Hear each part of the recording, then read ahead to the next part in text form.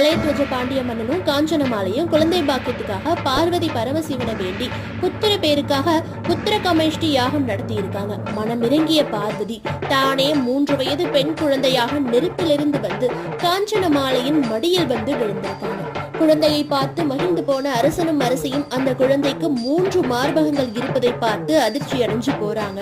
அப்பதான் வானில் தோன்றிய ஒரு அசரதி, இவளை ஒரு ஆண் பிள்ளை போல வளர்த்து பட்டத்து ராணியாக முடிசூட்டுங்கள், மனப்பருவம் வந்தவுடன் அவளது 3வது மார்பகம் மறைந்துவிடும் அப்படின்னு கூறியிருக்கு. மீனாட்சியும் ஆணுக்கு நிகரான அனைத்து வகையான போர்க்கலைகளையும் ஆயக்கலைகள் 64ஐயும் கற்று மதுரையின் அரசியாக மங்கையர்க்கரசி முடிசூடுறாங்க. மீன் போன்ற கண்களை கொண்டு ஆட்சி புரிஞ்சதால மீனாட்சிங்கிற பெயரோடு மதுரையை ஆட்சி செஞ்சு வந்திருக்காங்க. 3 மார்பகங்களோடு பிறந்த மீனாட்சி எந்த மன்னனை பார்க்கும் போது ஒரு மார்பகம் மறுகிறது, அவரையே திருமணம் செய்து கொள்வார் அப்படின்னு மலையத்வஜ பாண்டிய மன்னன் சொல்லி இருக்காரு.